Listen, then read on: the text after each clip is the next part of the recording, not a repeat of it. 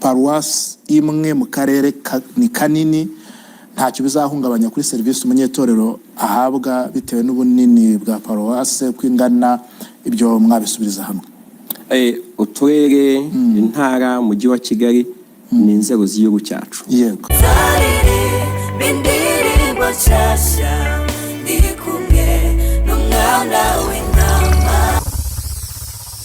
Isengesho TV ikugezaho ubutumwa bwiza bw'ubwami bw'Imana. Ibikorwa mu busesenguzi, mu gusenga, mu kwibaza n'icyo twakora, twabonye ari byiza ko havugururwa inzego zifite mu nshingano guhuza ibikorwa. Ndavuga urwego rwa paruwase ndetse n'urwego rw'urembo. Indembo zari 9 ubu zibaye 5 zihwanye n'ubundi n'intara enye n'umujyi wa Kigali. Uko guhuza izi nzego z'itora ADPR bikaba biri guhura n'inzego za leta bishatse kuvuga iki? Mwabikoze ku bushake, hari icyo bifasha by'umwihariko mu rwego rw'imikoranire cyangwa se by'umunyetora azungukiramo? Kandi itora ADPR ko hasengewe abapastor b'abagore, ko muri babandi batangajwe muri za ndembe 5 bayobora indembo ko habuze nk'umugore, ikintu cya agenda itorero ko naho ntiryakirengagije, cyangwa yenda hari itegeko rigenderwaho ku buryo rishobora kuba rigonga abashumba b'abagore basengewe vuba, cyangwa se yenda turababona muri aba paruwasi. Ubwo nagira ngo mubisubirize rimwe mu bihuze nyakwa mushwa mukuru. Murakoze cyane. Ni byiza ko abantu bakibaza, mbega bikomeza gushimangira nyine uburyo bishimiye kubona abashumba b'abagore, kandi tunabashimira cyane amatoro barimo, bakora umurimo mwiza nk'uko n'abagabo bakora umurimo mwiza, turabyishimira cyane. N'uyu mwaka tuzasengera abandi b'abagabo n'abagore, kuko tubona kugira abagore n'abagabo mu murimo ari igisubizo ku itorero. Mbega bituma itorero riba umuryango. Arumvise yibaza ngo ese muri gusengera biki ko ngo namwe muri hari nabo muri guhagarika ku nshingano? Uriya abapastori twahagaritse ku nshingano, ko inshingano zo kuba umupastori by'umwihariko abashumba cyangwa se n'abantu bandi bakoranaga, iyo umuntu avuye mu nshingano gutya itorero rikomeza kumufasha gute mu buryo kugira ngo ye kugenda gutya buri akazi buri byo gukora? Hari icyo itorero riteganya kubafasha abashumba bagera mu 100? Icyambere, hari by'amategeko ateganya gufasha umuntu iyo yari umukozi akaba atakiri mu kazi. Ibyo ngibyo turabikora nk'itorero, kuko itora ADPR rigendera ku mategeko nyine, rigendera ku mategeko, ryubatse inzego, rishyiraho uburyo bw'imikorere. Ariko ikindi, itorero n'umuryango, impamvu abantu badakunda kumva uvuze impinduka, buriya abantu bakunda kenshi kuba mu bintu bamenyereye, ariko buriya dukwiye no kwemera ibyo tutamenyeye kugira ngo bitwinjize mu bishya. Buriya kugira ngo tugere ku bintu bishya nuko hari bihinduka, nuko hari bihinduka. Kugira ngo tugere ku bintu bishya dukwiye igihe cyose kujya twemera ko hari bihinduka kugira ngo tugere mu bishya. Hari icyicaro cy'ururembo, usanga hari n'icyicaro cya paruwasi muri ako gace, muri ako karere. Ese wa muyobozi uyoboye ururembo azahita ayobora n'ubundi icyo cyicaro cya paruwasi?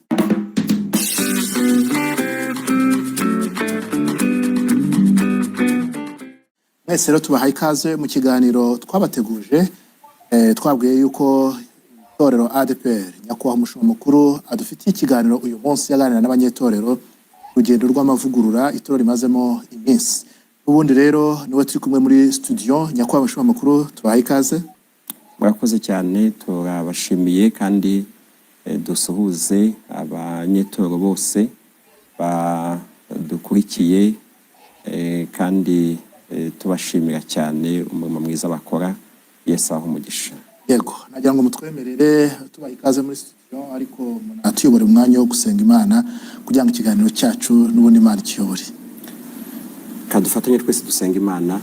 Imana yacu nziza, turagushimiye mu izina rya Yesu Kristo. Tugushimiye kugira neza kwawe kwinshi, tugushimiye urukundo dukunda, tugushimiye umugisha uduha buri munsi, tugushimiye ko warinze igihugu cyacu cy'u Rwanda, urinda imiryango yacu, urinda itorero, kandi n'uyu mwanya uduhaye wo kuganira. Tugushimiye n'ubu buryo waduhaye, ari televiziyo, ari radiyo, n'igihugu gifite ibikorwa remezo bibasha kudufasha gukora umurimo nk'uyu, tukaganira turi ahantu hatandukanye, byose turabigushimiye. Mwanya tugiye kumara tuganira, icyo tuganireho n'umurimo wawe n'itorero, uwo turi kumwe wese bitubera umwanya wo kurushaho gusobanukirwa icyo ugambiriye n'icyo ushaka, kandi twese tubona umugisha wawe. Ni mu izina ry'Yesu bisabye urakoze, amen. Amen. Murakoze cyane ko mutiyo umwanya wo gusenga Imana. Nyakubahwa mushumba mukuru itoro ADPR, by'umwihariko guhera muri 2021, ushaka nasura inyuma gato 2020, ryatangiye urugendo rw'impinduka, urugendo rw'amavugurura, ariko ntituri busubire inyuma cyane muri ayo mateka, ko mwagize ibihe bihagije byo kubisobanura abanyetorero ko urwo rugendo rwagiye rugendwa. Nagira ngo tubwire ko mu ncamake duhera aho ngaho, ubu itorero rihagaze rite, rimeze rite, urugendo rw'amavugurura mu ncamake ubu ngubu ruhagaze gute, kugira ngo tuze no kuganira ku bindi twateguye. Murakoze cyane. Itorero rimeze neza, turashimira Imana kuko ni itorero n'umurimo wa Kristo, ikora umurimo w'ivugabutumwa muri uyu mwaka ushize ndetse n'uwabanje.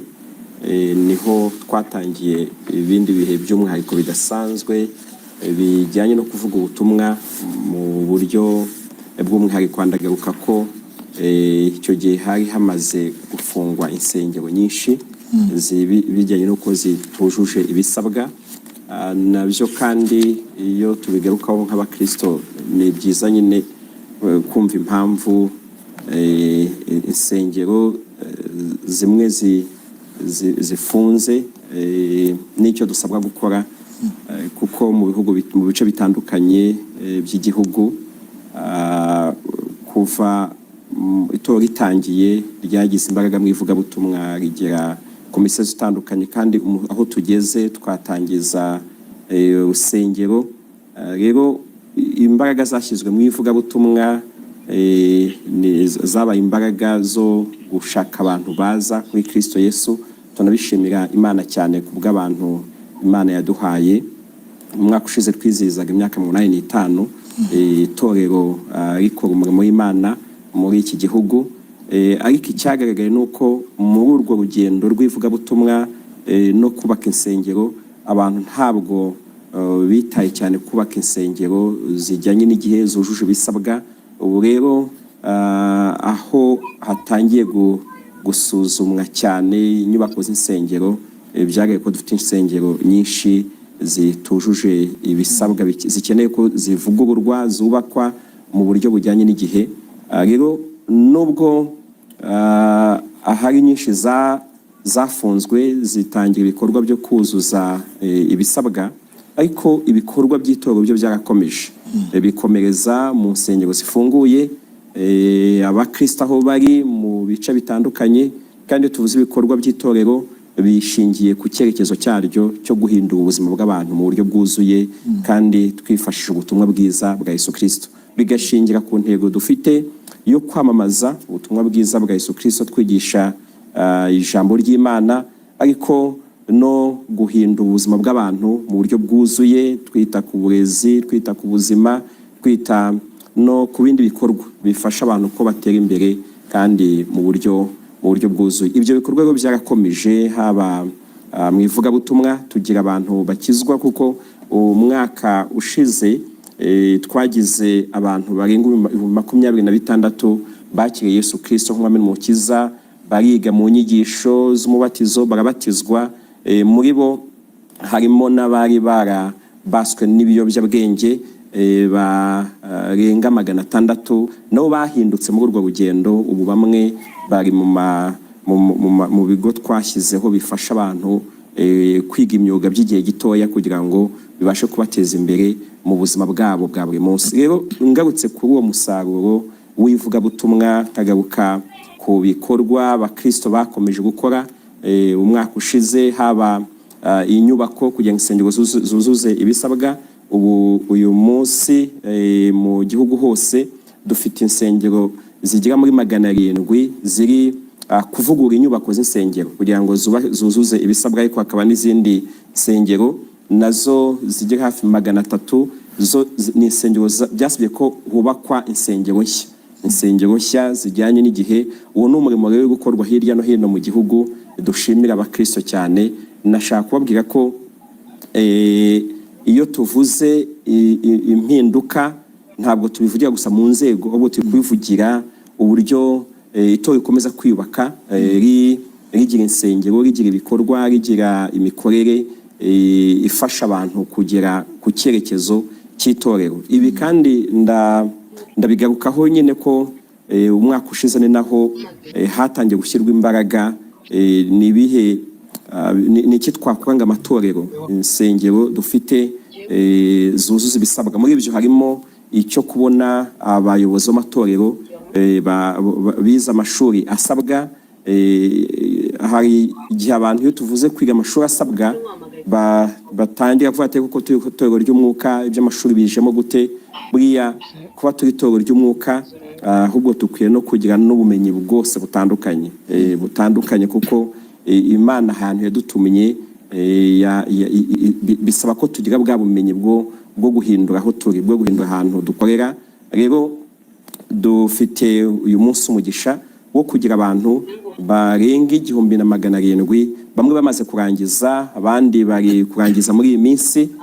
Tubashimire cyane ubwitange babishyiramo, kandi muri abo harimo abantu benshi bafite umuhamagaro, bafite urukundo rw'itorero, buzuye umwuka wera, basenga, bafite ubuhamya bwiza, badufasha no mu buryo bwose kugira ngo ibikorwa by'ivugabutumwa hirya no hino bikomeze gukorwa mu buryo bizana impinduka nziza mu buzima bw'abakristo. Aha rero niho ngaruka nshimira abakristo kubona ko muri ibyo bihe bidasanzwe, muri ibyo bihe bisaba ko abantu bagira imitekerereze isubiza ibibazo bihari, ubona hirya no hino bakomeza kwerekana ishyaka, bakomeza kwerekana kuko ari abapantekote. Mu bintu Imana yaduhaye mu itorero dushima Imana nuko kuva uyu murimo watangira, kuva itorero ritangira, imyumvire y'abantu twese turabizi ko ni itorero Kristo arimo, ni itorero